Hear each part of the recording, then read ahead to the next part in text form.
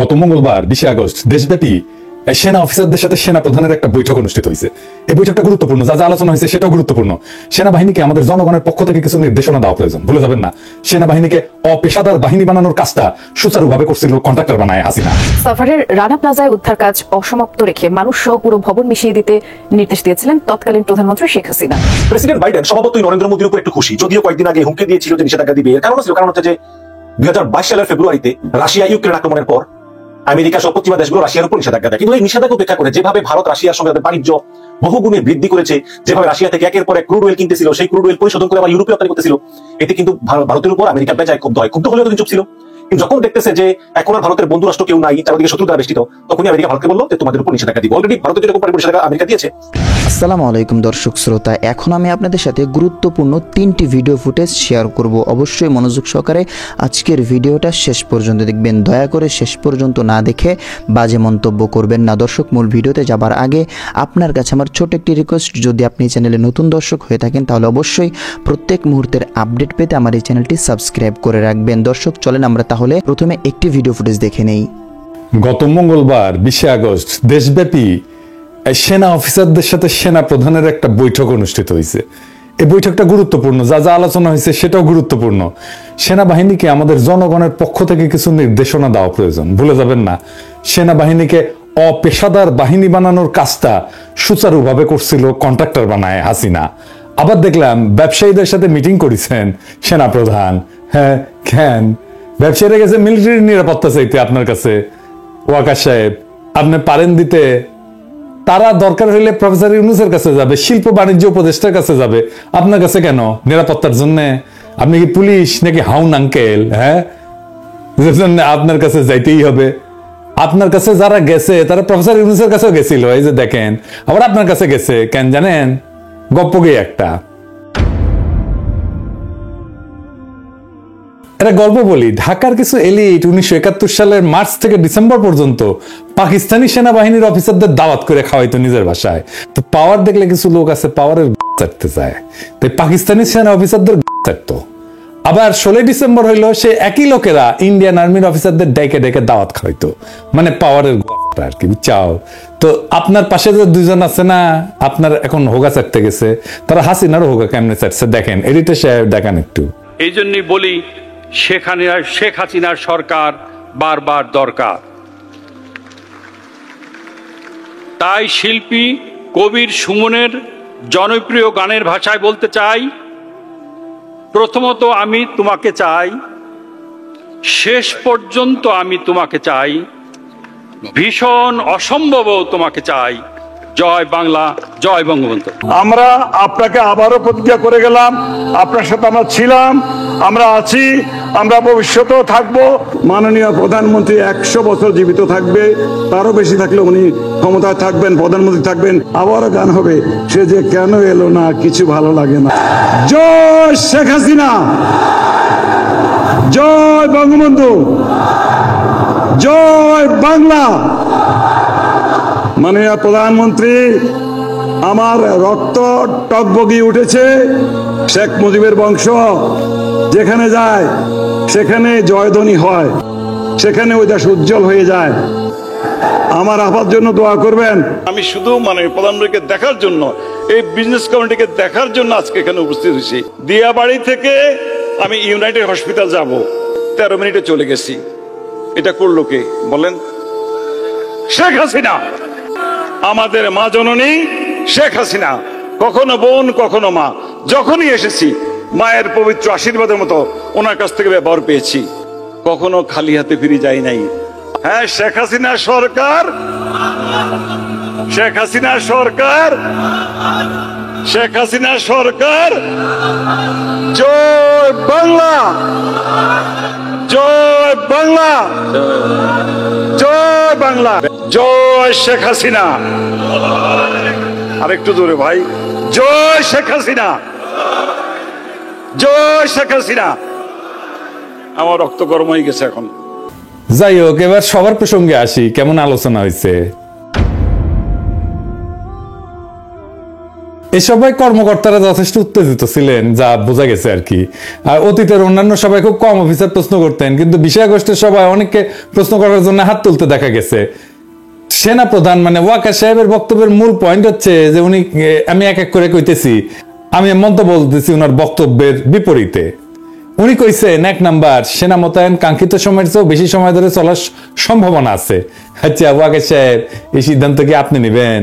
এই সিদ্ধান্ত সেনা প্রধান নেবে না, আদেশটা আসবে অন্তর্বর্তীকালীন সরকারের কাছ থেকে। তাদের প্রতি নিজেকে সমর্পণ করেন। একই সাথে গোপনে নানা রাজনৈতিক দল, ডিবি, এনএসআই, ডিজিএফআই পরিচালিত ইসলামিক দল এবং গোষ্ঠীগুলোর সাথে দেখা সাক্ষাৎ বন্ধ করেন। এই জিনিসগুলো খবর আমাদের কাছে আছে।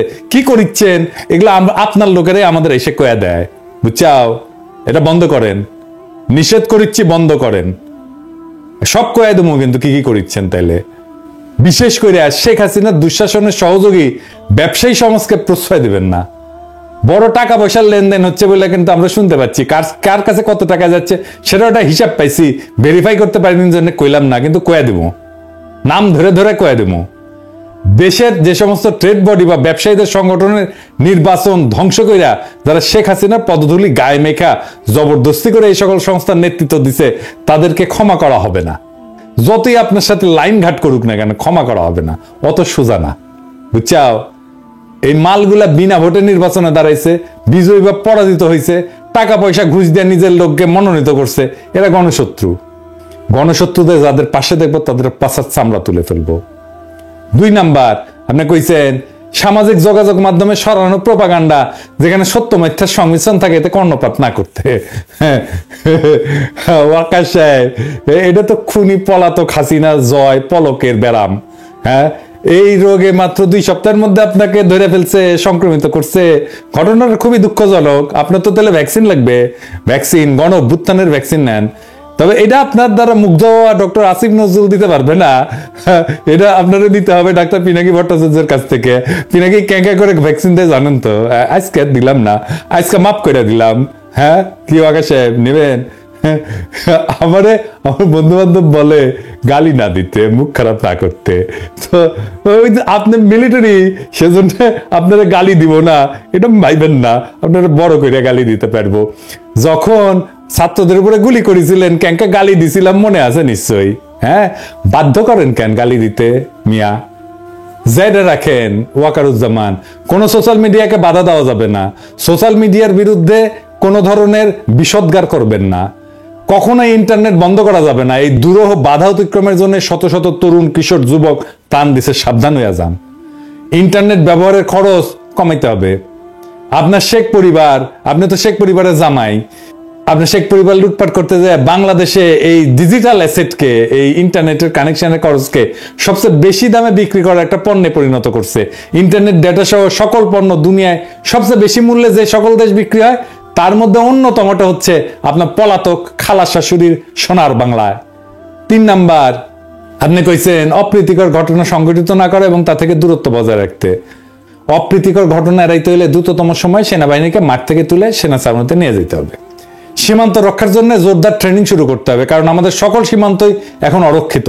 দেশের সার্বভৌমত্ব, জাতীয় নিরাপত্তা প্রত্যেকদিন বিঘ্নিত হচ্ছে। সমগ্র দেশবাসী জনগণকে সাথে নিয়ে সশস্ত্র বাহিনীর নেতৃত্বে আমরা বহিঃশত্রুর আক্রমণের হুমকি, আভ্যন্তরীণ বিষয়ে হস্তক্ষেপ এবং তাদের বাড়াবাড়িকে রুখে দাঁড়াবো ইনশাল্লাহ। সিভিল লাইফ অর্থাৎ জনজীবনে আপনি ঢুকবেন না, এটা আপনার কাজ না। আপনি সিভিল লাইফে না ঢুকে ব্যবসায়ীদের সাথে ঘটনা কইরা অরক্ষিত সার্বভৌমত্বকে কিভাবে নিরাপত্তা দেওয়া যায় সে বিষয়ে চিন্তা করেন। ইন্ডিয়ার সাথে খুনি হাসিনা যে সমস্ত গোপন চুক্তি করেছে, তার সেই সকল অসমস্ত কাজ সম্পন্ন করার লালসায় যেন না পড়েন। মুহূর্তের মধ্যে কিন্তু খালেদ মোশাররফের মতো জয় বাংলা হয়ে যাবেন। 4 নাম্বার, আপনি কইছেন সেনাবাহিনীর একতার উপর গুরুত্ব আরোপ করেছেন। আমি এ আলোকে আলোচ্য সবার পুরো বিবরণ পর্যালোচনা এবার উপর মন্তব্য করব। 1 নাম্বার, আন্দোলনে যারা মারা গেছে তাদের দায়িত্ব যেন সরকার বহন করে, এই আলোচনা আসছে। তো সেনাপ্রধান হিসেবে আপনি কইছেন যে ট্রিটমেন্টের দায়িত্ব আর্মি নিছে। আমরা আহতদের চিকিৎসায় 400 জনের চিকিৎসার ব্যবস্থা করব, 300 সিএমএইচ এবং 100 কর্মী টোলাতে। 2 নাম্বার, একজন সেনা কর্মকর্তা বলছেন যে পুলিশের অধীনে সেনাবাহিনী কাজ করাটা ঠিক ছিল না। দুনিয়ার কোনো দেশে সেনাবাহিনী পুলিশের অধীনে কাজ করে না। যদি কাজ করতেই হয় পুলিশ সেনাবাহিনীর অধীনে থাকবে। আমরা সৈনিক হিসেবে প্রশিক্ষিত, পুলিশ হিসেবে না। পুলিশের সাথে সেনাবাহিনীর ইমেজ যায় না, তাদের অধীনে সেনাবাহিনীর কাজ করা উচিত না। আরেকজন সেনা কর্মকর্তা কইছেন যে ইনএড টু সিভিল পাওয়ারে সবসময় ম্যাজিস্ট্রেট থাকে না, তাদেরকে সময়মতো পাওয়া যায় না। পরবর্তীতে সেনা মোতায়েন হইলে আমাদেরকে যেন ম্যাজিস্ট্রেসি পাওয়ার দিয়া পাঠানো হয়। আমি একটা বোকার মতো প্রশ্ন করি, তা আর্মি অফিসাররা কি বোঝেন না 2014 সালের নির্বাচনের সময় থেকে বাংলাদেশের সশস্ত্র বাহিনী আন্ডার কমান্ড অফ পুলিশ হয়ে গেছে? নির্বাচিত রাজনৈতিক শাসনের অধীনস্থ থাকার অর্থ হচ্ছে জনপ্রতিনিধিত্বের প্রতি আনুগত্য প্রদর্শন করা। কিন্তু যখন দেশে ভোট হয় না, নির্বাচন ছাড়াই তথাকথিত জনপ্রতিনিধি মনোনীত হয়, তারা দেশ চালায় এবং তার অধীনে আর্ম ফোর্সেসকে কাজ করতে হয়, তখন জনগণের সার্বভৌমত্ব, দেশের সার্বভৌমত্ব বলে কিছুই অবশিষ্ট থাকে না। আওয়ামী লীগ তার অবৈধ শাসন চালায় যাওয়ার ক্ষেত্রে রাষ্ট্রের সকল প্রতিষ্ঠানকে ব্যবহার করছে, আর সেক্ষেত্রে অবলীলায় ব্যবহৃত হয়েছে বাংলাদেশের সশস্ত্র বাহিনী। আমি 2018 সালের বিবিসিতে দেওয়া একটা ক্লিপ দেখাইছিলাম, আবারও দেখাই। হ্যাঁ, ওই পাবলিকে ভোট দিতে গেছে এবং আওয়ামী লীগ এসে পিটাইছে, বাইর করে দিচ্ছে, তারা দৌড়ে গেছে সশস্ত্র বাহিনীর কাছে, সশস্ত্র বাহিনী ক্যাঙ্কে করে পালায়। দেখেন,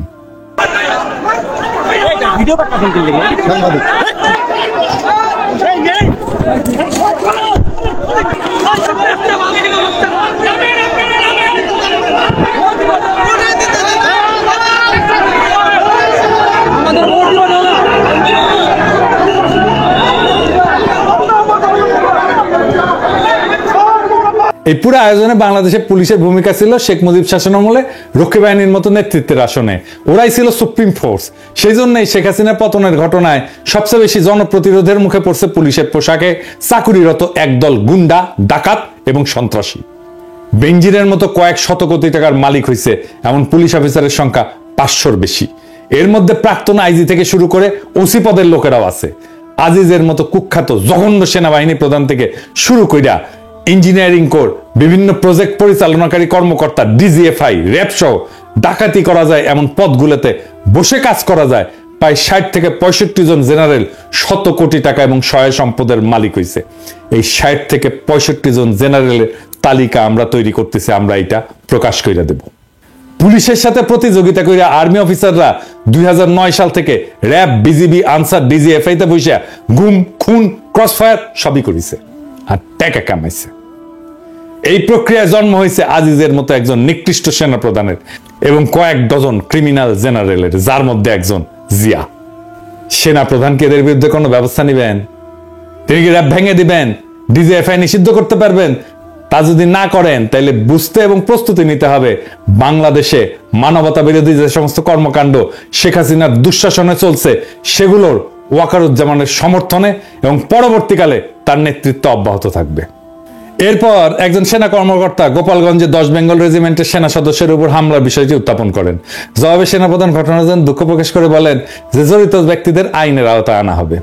মিরপুর ডিএইচএসে হামলার ঘটনা উল্লেখ করে একজন সেনা কর্মকর্তা ক্ষোভ প্রকাশ করে বলেন যে রেসিডেন্সিয়াল এরিয়া বাড়ি বাড়ি ঢুকে হামলা করা হয়েছে, সেটা নিয়ে আমরা দুঃখ পেয়েছিলাম। কেন এটা হইল? সেনাপ্রধান বলছেন যে এমআইএসটি এবং বিইউপির স্টুডেন্টদের হল ছেড়ে দেওয়ার আদেশ দেওয়া হয়েছিল। কিছু স্টুডেন্ট ডিএইচএস এর ভিতরে বাসা ভাড়া নিয়েছিল নিরাপত্তার জন্য, পরের দিন বাইরের কোনো এলিমেন্ট যেন ঢুকতে না পারে, এই জন্য ডিএইচএস সিকিউর করা হয়েছিল। কিন্তু সে রাতে এমআইএসটি এবং বিইউপি স্টুডেন্টরা ধাওয়া পাল্টা ধাওয়া করছিল, এদের খোঁজার জন্য সেখানে সেদিন অভিযান হয়। এরপর একজন সেনা কর্মকর্তা বলছেন জনপ্রশাসন, পুলিশ বিভাগ এবং বিচার বিভাগের উচ্চ পদে আসীন অনেক অফিসার পালাই গেছেন, এখন পালানোর জন্য অনেক রেডি এবং তৈরি। এই সুযোগে অনেকে প্রমোশন নিয়ে উচ্চ এবং ভালো পদে বসার সুযোগ নিচ্ছেন। মানুষ কিভাবে মরছে তা সবাই দেখছে। এরপর একজন সেনা কর্মকর্তা বলেন যে ক্যান্টনমেন্টে বিগত কয়েক বছরে যে পরিমাণে রাজনৈতিক কার্যক্রম হয়েছে, সেনাবাহিনীতে অতীতে এমনটি দেখা যায়নি। সেনাবাহিনীতে রাজনীতি কোনোভাবেই কাম্য না। সেনানিবাসে ভিডিও, ব্যানার, পোস্টার সহ নানান রাজনৈতিক কার্যক্রম সম্পূর্ণভাবে বন্ধ করা উচিত। সেনাপ্রধান হিসেবে বন্ধ করাটা আপনার দায়িত্ব। তো সেনাপ্রধান এই পয়েন্টটা গ্রহণ করে বলছেন যে অ্যাকসেপ্টেড। এই গণ অভ্যুত্থানের পরেও ইন্ডিয়ার মনোনীত এবং তাদের পছন্দের জেনারেলরা যদি সেনাবাহিনীর নেতৃত্ব দেয়, তাহলে শেখ মুজিব এবং শেখ হাসিনার ছবি, পোস্টার, ব্যানার সরে গেলেও প্রতিবেশীরা আমাদের সেনাবাহিনীকে নিষ্ক্রিয় এবং নিস্তেজ করার যে কর্মসূচি নিছে, সেটা কিন্তু চলতেই থাকবে। ব্যানার ট্যানার যাই সরান না কেন। একজন সেনা কর্মকর্তা বলছেন যে জেনারেশন জি আমাদের অনেক কিছু শেখাচ্ছে, কিন্তু বাধাগুলো হচ্ছে দুর্নীতি। আর একজন সেনা কর্মকর্তা বলেন যে দুর্নীতিগ্রস্ত মিলিটারি পার্সনদের সেনানিবাসে ঢোকার অধিকার রেস্ট্রিক্ট করতে হবে। এখানে আমি কই কি, দুর্নীতি আবার দুই ধরনের, ব্যক্তিগত এবং প্রাতিষ্ঠানিক। ইন্ডিভিজুয়াল বা ব্যক্তি নির্ভর দুর্নীতি বন্ধের জন্য মোটিভেশন দরকার, কিন্তু প্রাতিষ্ঠানিক বা ইনস্টিটিউশনাল দুর্নীতি বন্ধের জন্য আপনার হস্তক্ষেপ দরকার। যেমন ইঞ্জিনিয়ারিং কোড এবং প্রজেক্টের নামে যে দুর্নীতি হয় সেগুলোর প্রতি খেয়াল রাখতে হবে। সশস্ত্র বাহিনীর শৃঙ্খলা আইনে দুর্নীতি রোধের ব্যবস্থা আছে। জন আকাঙ্ক্ষা অনুযায়ী সেনাবাহিনীর ভেতরকার দুর্নীতি চিহ্নিত করার জন্য আপনারা কি একটা কমিশন করতে পারবেন? একদল সৎ, যোগ্য, দক্ষতা সম্পন্ন অবসরপ্রাপ্ত অফিসার দিয়ে এই কাজটা শুরু করতে পারেন। সেই তদন্তে যারা অপরাধী হিসেবে চিহ্নিত হবে তাদেরকে কোর্ট মার্শাল করেন এবং দায়ীদেরকে সেনানিবাসে ঢোকা এবং অবসরে যে সকল সুযোগ সুবিধা পাওয়া যায় সেগুলো থেকে রেস্ট্রিক্ট করেন। তা করার মুরত কি আর্মির আছে? একজন অফিসার বলেন যে পিলখানা তদন্তের কাগজ এবং অনেক আলামত সরায় ফেলা হয়েছে, এটা পুনঃ তদন্ত করা প্রয়োজন। পিলখানায় সেনা অফিসার হত্যার বিষয়টা উত্থাপন করে একজন অফিসার বলেন 25শে ফেব্রুয়ারিকে জাতীয় শোক দিবস ঘোষণার ব্যবস্থা করা উচিত, যেন এই জাতি সকল শহীদদের মনে রাখে। সেনাপ্রধান অ্যাডজুটেন্ট জেনারেলকে নোট নিতে বলছেন। আরেকজন অফিসার বলেন পিলখানা নিয়ে কমেন্ট করার জন্য অনেকের প্রমোশন আটকে আছে, বিডিআর বিদ্রোহের পর চাকরি হারানো কর্মকর্তাদের ক্ষতিপূরণ দেওয়া উচিত। সেনাপ্রধান বলছেন এটা বিবেচনা করা হবে, আমরা এটা খেয়াল রাখবো কেমন বিবেচনা করেন। সামরিক বাহিনীর অফিসারদের নিশানা করে খুন করতে বিডিআর এ সংগঠিত হত্যাকাণ্ড যে একটা বিদেশি ষড়যন্ত্র ছিল তা বাংলাদেশের সংখ্যাগরিষ্ঠ মানুষ বিশ্বাস করে। সেই জন্য এর একটা স্বচ্ছ তদন্ত করে বিশ্বাসযোগ্য বিবরণ বা আখ্যান বা ন্যারেটিভ দেশবাসীর সামনে তুলে ধরা প্রয়োজন। এই ঘৃণিত বিদেশি শক্তির সাথে এদেশের রাজনীতি, সামরিক বাহিনী, জনপ্রশাসন, পুলিশ, সাংবাদিক, বিভিন্ন পেশার মানুষদের যে অশুভ দেশবিরোধী আতাত বা সংযোগ ছিল এবং আছে তা উন্মোচিত করতে হবে। পক্ষপাতহীন, স্বচ্ছ, সঠিক বিচারের আয়োজন করে অপরাধীগুলোকে শাস্তি দিতে হবে। এছাড়া বাংলাদেশের স্বাধীনতা সার্বভৌমত্বের মধ্যে যে ভঙ্গুরতা, দুর্বলতা এবং ভীতি দেখা দিছে তার অবসান ঘটবে না। একজন অফিসার মেজর সিনহার বিচার কাজ দ্রুতগতিতে সম্পন্ন করতে বলছেন। সেনাপ্রধান অ্যাডজুটেন্ট জেনারেলকে নোট নিতে বলছেন। 2009 সালে শেখ হাসিনা সরকার গঠনের পরে পুলিশের বিভিন্ন পর্যায়ে মুক্তিযোদ্ধা কোটায় যাদেরকে নিয়োগ দিছে তাদের সকলের আসল পরিচয় এবং সত্যতা পুঙ্খানুপুঙ্খভাবে নিরূপণ করতে হবে। সংখ্যালঘু সম্প্রদায়ের এত বেশি সংখ্যক লোক কিভাবে ঢুকলো সেটাও তদন্ত করে বের করতে হবে। আরো দেখতে হবে নিজ জেলার পরিচয় গোপন করে ভিন্ন ভিন্ন জেলার নাগরিকত্ব দেখায় কত সংখ্যক বাটপার এবং দস্যু পুলিশে ঢুকছে। এমন সকল লোককে পুলিশ বাহিনী থেকে ঝাঁটায় বিদায় করে আইন শৃঙ্খলা রক্ষাকারী এই বাহিনীর পুরা খোল নলচা বদলে ফেলতে হবে।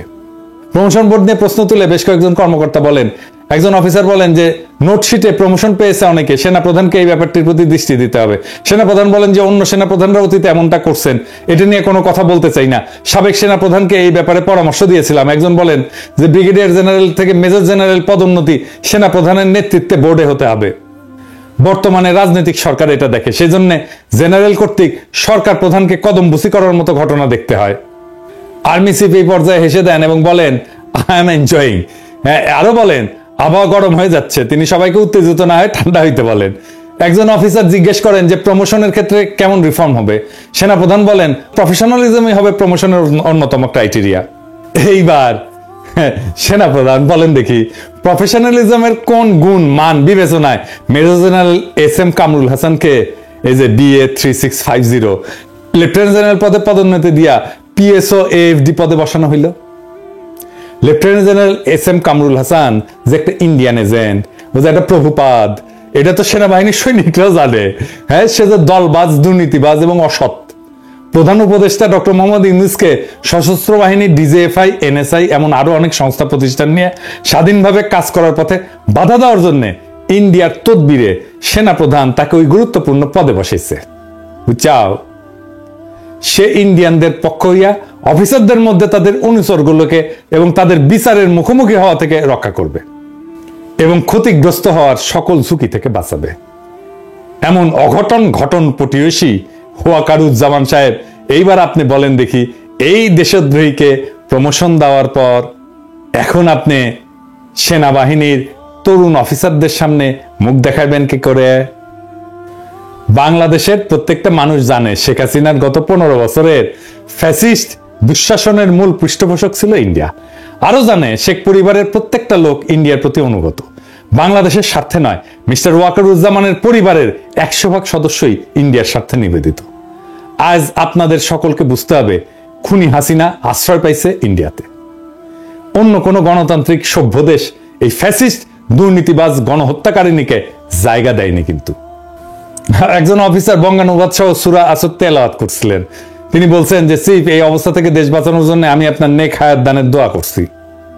একজন সেনা কর্মকর্তা বলছেন যে আমাদের মোনাজাত রাজনীতি কেন্দ্রিক হয়ে যাচ্ছিল, কিন্তু মোনাজাত যেন স্ক্রিপ্টাইজ না হয়, হৃদয় থেকে আসতে হবে, এটাকে রাজনীতি মুক্ত রাখতে হবে। সেনা প্রধান বলছেন, ভাই জীবনে দেখি নাই হুজুরকে কেউ গলা চাইপা মোনাজাত করাচ্ছে, তারপরে তুমি বলছো। একজন জেনারেল নোট করেন, জেনারেল ওয়াকারুজ্জামান, এই যে সূরা আসর যে পড়ে শুনেছে এর মর্মবাণী বুঝিছেন? হ্যাঁ, সূরা আসরের প্রথম 2 আয়াতে সময়ের শপথ নেওয়া হয়েছে এবং বলা হয়েছে মানুষ তো আসলেই ক্ষতিগ্রস্ত। এটা আসলে সময়ের শিক্ষা এবং বাস্তবতাকে স্মরণ করায়। বিভিন্ন জামানায় যেসব লোক ঈমান এবং সৎ কাজ থেকে বিরত ছিল তারা ক্ষতির শিকার হয়েছিল, অর্থাৎ তাদের প্রতি আল্লাহর গজব বা আসমানি শাস্তি নাজিল হয়েছিল। প্রত্যেকটি জামানাই এরকম। প্রথম 2 আয়াত সতর্কতামূলক। তৃতীয় আয়াতে ঈমান, সৎ কাজ, পারস্পরিক সত্যের উপদেশ দান, ধৈর্যের কথা বলা হয়েছে। যারা ঈমানদার এবং শুধু নিজেই পালন করে তাই না, নিজ প্রভাব বলয়ের মধ্যে অন্যকে সত্য দিন এবং ধৈর্য ধারণের উপদেশ দেয়। আল্লাহকে ভয় করে সব ধরনের পাপ থেকে বিরত থাকে। সূরা আসর পড়লে বুঝবেন যে এদেশবাসী, জনগণ, মানুষ আজ ভীষণভাবে ক্ষতিগ্রস্ত। বাংলাদেশ লুট হয়ে গেছে। আপনার শ্বশুর বাড়ির শেখ পরিবার দেশটাকে দেউলিয়া করে লক্ষ কোটি টাকা বিদেশে নিয়ে গেছে। এই সূরা আসরের আলোকে আপনাকে বুঝতে হবে রাষ্ট্রীয় সম্পদ লুণ্ঠনকারী নাগরিকদের, সমস্ত অধিকার হরণকারী ফ্যাসিস্টদের উপর আল্লাহর গজব বা আসমানি শাস্তি নাজিল হয়েছে। সময়ের শিক্ষা এবং বাস্তবতাকে স্মরণ কইরা আর্মড সার্ভিসের মর্যাদা রক্ষা করছে যে উদ্যোগ, 4 আগস্টে সেই নেতাদের পিছনে দাঁড়ান। আর একবারও ইন্ডিয়ার সেনা প্রধানের সাথে বা রয়ের কোনো এজেন্টের সাথে কথা বলবেন না। ঈমান, সৎ কাজ, পারস্পরিক সত্যের উপর সশস্ত্র বাহিনীকে ঐক্যবদ্ধ এবং পুনর্গঠিত করতে হলে 4 আগস্টের উদ্যোক্তাদের সাহায্য এবং সহযোগিতা লাগবে। আর আপনার দরকার হবে এই সমস্ত প্রবীণ শ্রদ্ধাভাজনদের কাছে ধৈর্য এবং শ্রদ্ধায় অবনত হওয়া, ইন্ডিয়ার প্রতি না।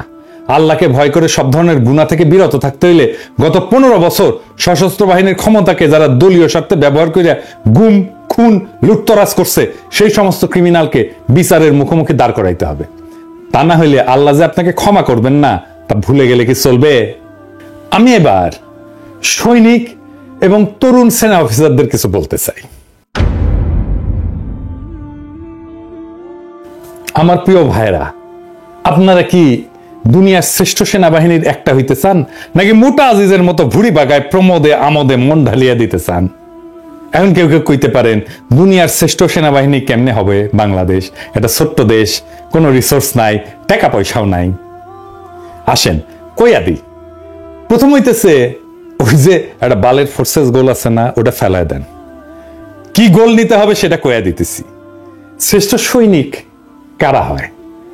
তারাই হয় যারা নির্ভয় আর দুর্দান্ত সাহসী, যারা মরতে ভয় পায় না, তারাই তো শ্রেষ্ঠ সৈনিক। দুনিয়াতে এমন যুবক আছে যারা বন্দুকের গুলির সামনে নির্ভয়ে দাঁড়াইতে পারে। 1-2 না, সবাই, সব তরুণ যুবকদের সবাই বাংলাদেশের আবু সাইদের মতো বন্দুকের গুলির সামনে দাঁড়াইতে পারে, নড়বে না, সরবে না, পালাবে না। পৃথিবীতে এরকম তারুণ্য নাই, এটা একমাত্র বাংলাদেশের আছে, দুনিয়ার অন্য কোনো দেশের নাই। 1-2 তরুণ থাকতে পারে, তো সব তরুণ এটা বাংলাদেশে। এই তরুণেরা সেই সেনাবাহিনীতে থাকলে তাদের দুনিয়ার কোনো সেনাবাহিনী পরাস্ত করতে পারবে না। বাংলাদেশের 18 থেকে 28 বছর বয়সী সব সক্ষম তরুণ তরুণীকে সামরিক প্রশিক্ষণ দিতে হবে। আমাদের 5 কোটি সুপ্রশিক্ষিত রিজার্ভ গণসেনা থাকবে, যে কোনো মুহূর্তে ডাক দিলে তারা ঝাঁপায় আসবে বাংলাদেশের স্বাধীনতা এবং সার্বভৌমত্ব রক্ষা করার জন্য। এই প্রশিক্ষণে তরুণেরা শুধু সুস্বাস্থ্যই পাবে না, তারা ডিসিপ্লিনড হবে। জাতি একটা ডিসিপ্লিন তারুণ্য পাবে। আমাদের শুধু 3 জায়গায় সামরিক শক্তি থাকলে চলবে না, জলে, স্থলে, অন্তরিক্ষে। আমাদের আরো 2 ডাইমেনশনে সামরিক সক্ষমতা থাকতে হবে। প্রথমে সাইবার ডোমেইন। আমাদের এক্ষুনি সাইবার ব্রিগেড করা দরকার, যা শত্রু দেশের ভার্চুয়াল অ্যাসেটে আক্রমণ চালাবে এবং ধ্বংস করবে। আমরা হাসিনার সময় ভার্চুয়াল অ্যাটাক দেখছি। হাসিনা না গেলে পুরা ডিজিটাল সিস্টেম হাসিনার ধসায় দেওয়া হইতো, আর বেশি কিছু লাগতো না। আর স্পেস কম্ব্যাট ক্যাপাসিটি লাগবে। শত্রু দেশের স্যাটেলাইট আক্রমণ করার সক্ষমতা অর্জন করতে হবে। আর অবশ্যই আমাদের পারমাণবিক যুদ্ধাস্ত্র লাগবে। বাংলাদেশের দিকে চোখ তুলে কেউ তাকাইতে পারবে না, চোখ তুলে নেব। বাংলাদেশের স্বাধীনতা, সার্বভৌমত্ব আর আঞ্চলিক অখণ্ডতা রক্ষার জন্য আর কোনো পথ খোলা নাই। বাংলাদেশের পারমাণবিক যুদ্ধাস্ত্র নিয়ে আন্তর্জাতিক বিশ্ব কিছুই বলতে পারবে না। ভারত যখন আমাদের 9 উপনিবেশ বানাইছিল, ওরা আসছিল আমাদের বাঁচাইতে? আসে নাই। আমরা যখন নিজেদের বাঁচানোর জন্য পরিকল্পনা করব, আমাদের দেশের, রাষ্ট্রের স্বাধীনতা, সার্বভৌমত্ব, আঞ্চলিক অখণ্ডতা রক্ষার জন্য আমরা চেষ্টা করব, তারা বলার কে? কারো কোনো কথা শুনবো না। তাই সেনাবাহিনীর তরুণ অফিসার আর সৈনিকেরা সেই গৌরবকে বরণ করার জন্য প্রস্তুতি নেন। আমরা এটা অর্জন করবই করব। ইনকিলাব জিন্দাবাদ। দর্শক শ্রোতা, চলেন তাহলে আমরা দ্বিতীয় ভিডিও ফুটেজটা দেখে নেই। সাভারের রানা প্লাজায় উদ্ধার কাজ অসমাপ্ত রেখে মানুষ সহ পুরো ভবন মিশিয়ে দিতে নির্দেশ দিয়েছিলেন তৎকালীন প্রধানমন্ত্রী শেখ হাসিনা। তাজরিন ফ্যাশনের পড়ে যাওয়া মরদেহ পুলিশের মাধ্যমে গুম করারও নির্দেশ তিনি দিয়েছিলেন। এই দাবি ওই সময় নবম পদাতিক ডিভিশনের জিওসি থাকা অবসরপ্রাপ্ত লেফটেন্যান্ট জেনারেল চৌধুরী হাসান সারওয়ারদির 9 মাস কারাগারে থাকার পর সম্প্রতি মুক্তি পেয়ে তিনি কথা বলেছেন যমুনা টেলিভিশনের সাথে। ডিজাইন, এলিগেন্স, বিউটি, সেরা পণ্য সবার জন্য জেভিকো। 11 বছর আগের ভয়ঙ্কর একদিন 24 এপ্রিল। বাংলাদেশ তো বটেই, পুরো বিশ্বকে নাড়া দিয়েছিল সাভারের রানা প্লাজা ধস।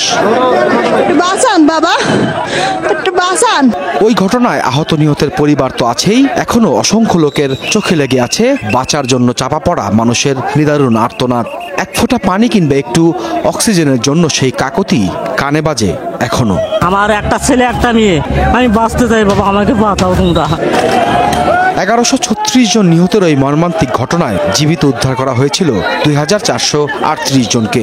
উদ্ধার কাজে সার্বিক তদারকির দায়িত্বে ছিল সেনাবাহিনীর নবম পদাতিক ডিভিশন, যার প্রধান ছিলেন সাভারের জেনারেল অফিসার কমান্ডিং বা জিওসি তৎকালীন মেজর জেনারেল চৌধুরী হাসান সারওয়ারদি। 2023 সালের অক্টোবর থেকে কারাগারে থাকা সাবেক এই এসএসএফ প্রধান মুক্তি পান গত 6 আগস্ট। তার দাবি, রানা প্লাজা নিহতের সংখ্যা কম দেখাতে নির্দেশ দিয়েছিলেন সাবেক প্রধানমন্ত্রী শেখ হাসিনা। উদ্ধার করার সময় এক পর্যায়ে প্রধানমন্ত্রী আমাকে নির্দেশ দিলেন যে অনেক তো উদ্ধার হলো, এবার চাপা দিয়ে দাও এবং এই কাজটা বন্ধ করা যায় কিনা।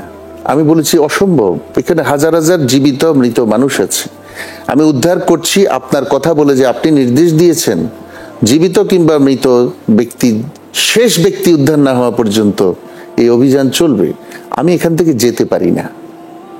তিনি বললেন, স্পেকট্রা গার্মেন্টস নামে একটি গার্মেন্টস পূর্ববর্তী বিএনপি আমলে ধ্বংস হয়েছিল এবং সেটাতে মানুষ চাপা দেয়া হয়েছে, কাকে উদ্ধার করা হয়নি। রানা প্লাজা থেকে 17 দিন পর জীবিত উদ্ধার হন রেশমা। আলোচিত ঘটনাটি সম্পর্কে সন্দেহ অনেকের, আসলে কি হয়েছিল জানতে চাই চৌধুরী হাসানের কাছে।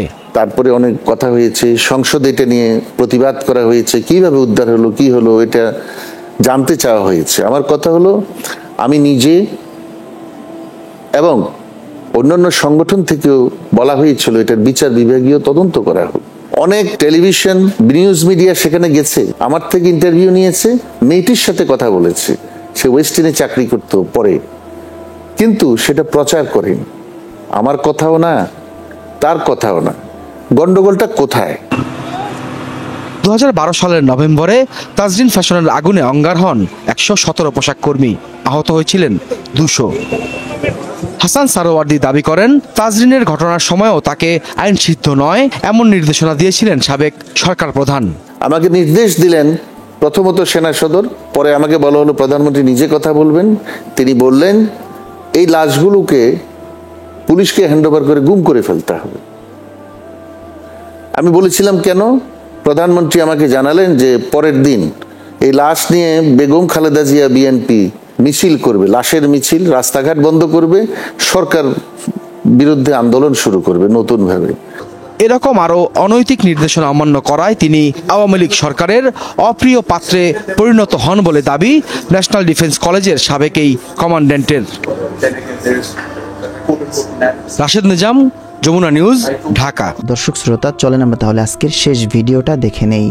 প্রেসিডেন্ট বাইডেন স্বভাবতই নরেন্দ্র মোদীর উপর একটু খুশি, যদিও কয়েকদিন আগে হুমকি দিয়েছিল যে নিষেধাজ্ঞা দিবে। এর কারণ ছিল, কারণ হচ্ছে যে 2022 সালের ফেব্রুয়ারিতে রাশিয়া ইউক্রেন আক্রমণের পর আমেরিকা সহ পশ্চিমা দেশগুলো রাশিয়ার উপর নিষেধাজ্ঞা দেয়। কিন্তু এই নিষেধাজ্ঞা উপেক্ষা করে যেভাবে ভারত রাশিয়ার সঙ্গে তাদের বাণিজ্য বহুগুণে বৃদ্ধি করেছে, যেভাবে রাশিয়া থেকে একের পর এক ক্রুড অয়েল কিনতেছিল, সেই ক্রুড অয়েল পরিশোধন করে আবার ইউরোপে রপ্তানি করতেছিল, এতে কিন্তু ভারতের উপর আমেরিকা বেজায় ক্ষুব্ধ হয়। ক্ষুব্ধ হলেও এতদিন চুপ ছিল, কিন্তু যখন দেখতেছে যে এখন আর ভারতের বন্ধু রাষ্ট্র কেউ নাই, চারদিকে শত্রু দ্বারা বেষ্টিত, তখনই আমেরিকা ভারতকে বললো যে তোমাদের উপর নিষেধাজ্ঞা দিব। অলরেডি ভারতের যেটা কোম্পানির উপর নিষেধাজ্ঞা আমেরিকা দিয়েছে। তো মোদী চিন্তা করলো যে এই সময় যদি আমি একটু ইউক্রেনে ঘুরে আসি তাহলে হয়তো বাইডেন আমার উপর খুশি হবে। হয়েছেও তাই। 4 দিন আগে নরেন্দ্র মোদী তিনি প্লেনে করে গিয়েছিলেন পোল্যান্ডে একটা মিটিং করেছিলেন। তো পোল্যান্ডে সেই 45 বছর পরে কোনো ভারতীয় প্রধানমন্ত্রী আসলো, সেখান থেকে 10 ঘন্টা ট্রেন জার্নি করে তিনি ইউক্রেনের রাজধানী কিয়েভে গেলেন, পোল্যান্ডের রাজধানী ওয়ারশো থেকে। আপনারা জানেন যে ইউক্রেনের যুদ্ধ চলতেছে, তো এই যুদ্ধ চলাকালীন অবস্থায় আসলে প্লেন ওড়াটা ঝুঁকিপূর্ণ, এই জন্য উনি ট্রেনে গিয়েছেন। যাইতে 10 ঘন্টা, আইতে 10 ঘন্টা, এই 20 ঘন্টা। ইউক্রেন ছিলেন 7 ঘন্টা। তো এই 27 ঘন্টা ভারতের প্রধানমন্ত্রী অত্যন্ত ব্যস্ত, তারপরে 27 ঘন্টা তিনি এই বাইডেনকে খুশি করার জন্য তিনি ইউক্রেনে দিয়েছেন। তো তারপর তিনি যখন ফিরে আসলেন, তিনি পোল্যান্ড থেকে তিনি প্লেনে করে ভারতে আসলেন এবং তিনি পাকিস্তানের উপর দিয়ে 45 মিনিট উড়েছেন। কিন্তু পাকিস্তানকে জানানো হয় নাই যে এই প্লেনে নরেন্দ্র মোদী আছে।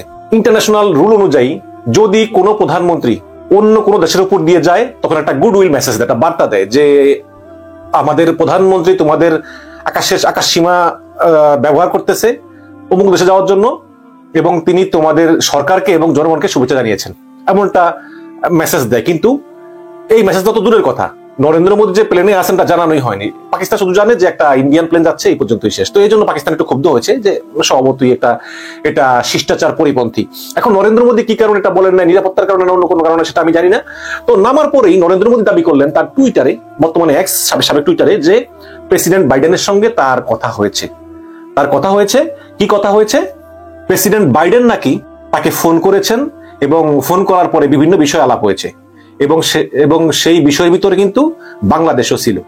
নরেন্দ্র মোদী তার টুইটারে লিখেছেন যে বিশ্বের বিভিন্ন প্রান্তে যে সমস্যা হচ্ছে তা নিয়ে জো বাইডেনের সঙ্গে আমার বিস্তারিত আলোচনা হয়েছে।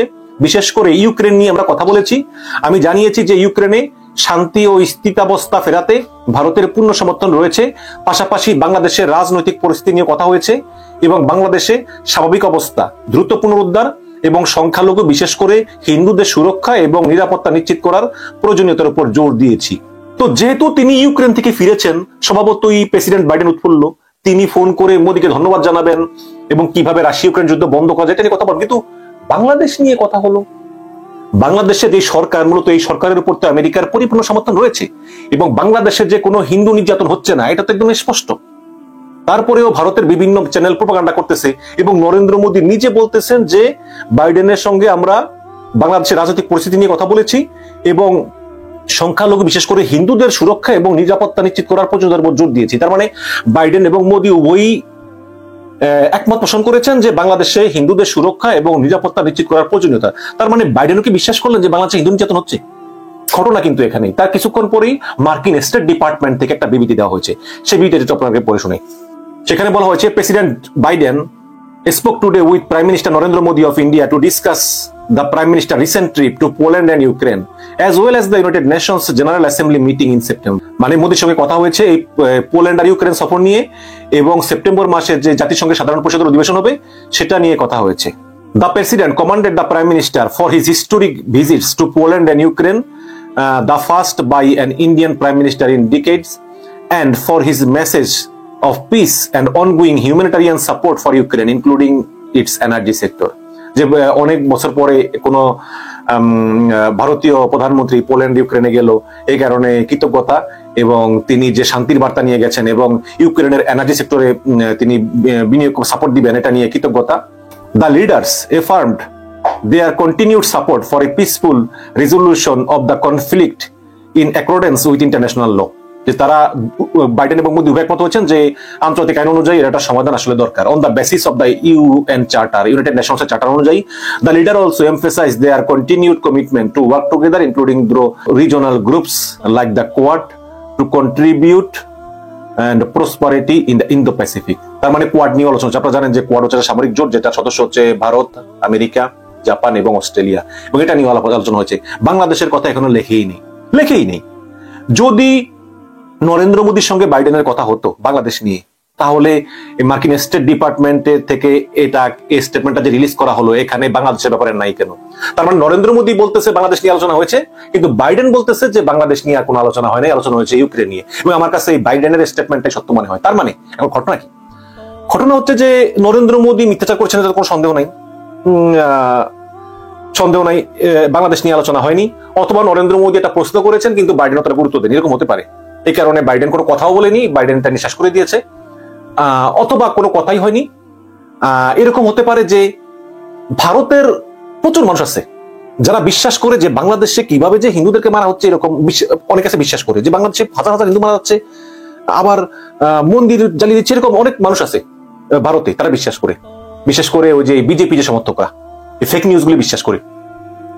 এখন নরেন্দ্র মোদী চিন্তা করলো যে যেহেতু বাইডেনের সঙ্গে কথা হয়েছে, সেহেতু আমি যদি স্টেটমেন্টের সঙ্গে এটাও এক করে দেয় যে বাইডেনের সঙ্গে আমি কথা বলেছি হিন্দুদের নিরাপত্তা নিয়ে, তাহলে ওরা একটু খুশি হবে, আবার বাংলাদেশের অনেক হিন্দুরাও খুশি হবে। এই কারণেই বাংলাদেশের কিছু হিন্দু এবং ভারতের যে বিজেপি সমর্থক, এদেরকে খুশি করার জন্যই মূলত মিথ্যাচার করে নরেন্দ্র মোদী এতটুকু অ্যাড করে দিয়েছেন বলেই আমার কাছে প্রতীয়মান হয়। কারণ যেখানে বাইডেনের স্টেটমেন্টে এই বাংলাদেশ নিয়ে কোনো কথার উল্লেখই নেই, আবার নরেন্দ্র মোদী টুইটারে লিখেছেন যে তিনি বাংলাদেশ সম্পর্কে বাইডেনের সঙ্গে আলাপ করেছেন, বাংলাদেশের স্থিতিশীলতা এবং হিন্দু নির্যাতন বন্ধ এর উপর জোর দিয়েছেন, তাহলে দুই কথা সম্পূর্ণ দুই রকম।